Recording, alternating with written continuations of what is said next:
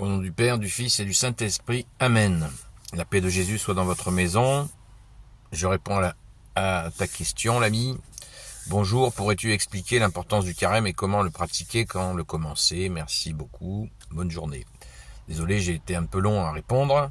Mais bon, le carême est quand même pas demain matin, puisque notre entrée en carême se fera le jour des cendres, le mercredi 14 février. C'est assez en avance cette année, puisque Pâques est en avance.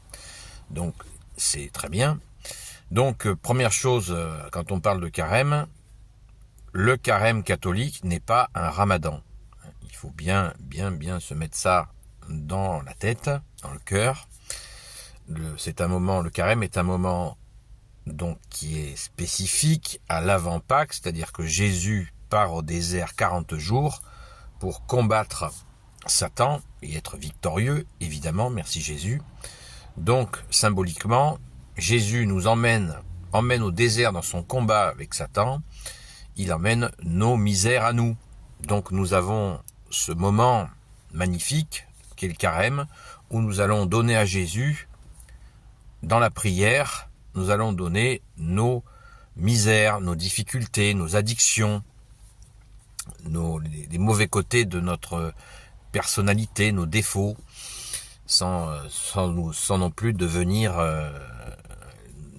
parfaitement pur et sans péché. C'est pas ça du tout. Prenons un exemple, si quelqu'un ment, voilà, il ment assez facilement, des fois même sans s'en rendre compte, eh bien il peut demander pendant ce carême: Jésus, s'il te plaît, guéris-moi du mensonge. Voilà, je voudrais arrêter de mentir. Et pendant 40 jours, cette personne va prier et encore prier, aller à la messe, prier, demander à Jésus de le libérer de ce mensonge. Une autre personne pour avoir une addiction, je ne vais pas vous faire la liste des addictions, elles peuvent être nombreuses. Pareil, oh Jésus, s'il te plaît, libère-moi de cette addiction. Prière. Pénitence. Quand nous recevons la croix, donc au mercredi des cendres, ces cendres ne viennent pas de nulle part, elles viennent des rameaux de l'année précédente qui sont réduits en cendres, qui sont brûlés, la cendre récupérée, et le prêtre, je vous invite à aller à la messe ce soir-là pour recevoir une croix sur le front avec les cendres de l'année dernière, des rameaux de l'année dernière. La symbolique, et le prêtre, quand il va vous imposer les cendres, quand il va nous imposer les cendres sur le front, il prononcera cette phrase: soyez entrés en pénitence et en conversion. Pénitence, donc regret de nos erreurs, et conversion, eh bien notre changement d'attitude. Voilà à quoi sert le carême. Ça n'est pas un jeûne alimentaire. Bien sûr, on peut réduire nos excès, évidemment. Si on peut baisser notre consommation de viande, tant mieux. Si on peut consommer notre consommation, si on est des gros mangeurs de gâteaux, tant mieux. Ça peut faire partie des addictions à calmer. Si nous sommes et nous avons un petit peu le coude un petit peu facile, eh bien pareil. Et du coup, ça va nous faire une économie d'argent qui peut être utilisée directement et rapidement à offrir à quelqu'un à manger, un sandwich bien chaud, là, quand il fait froid, c'est pas mal. Quelqu'un qui a faim, qui demande à ce qu'on lui offre à manger, eh bien, voilà une belle occasion pendant le carême de le faire. Quelqu'un qui grelotte de froid, lui demander: tu veux un café chaud, un chocolat chaud, voilà. Ou alors aller dans un bar et dire au patron: est-ce que je peux vous payer une consommation, et offrir le ticket de consommation à quelqu'un qui va venir le consommer. Voilà, il y a plein d'astuces en le faisant dans la prière, bien sûr, pour demander à Jésus de ne pas nous faire arnaquer par des petits profiteurs de notre charité. Donc, ça n'est pas un jeûne alimentaire, le carême. Sortez-vous ça de la tête, ça dure 40 jours.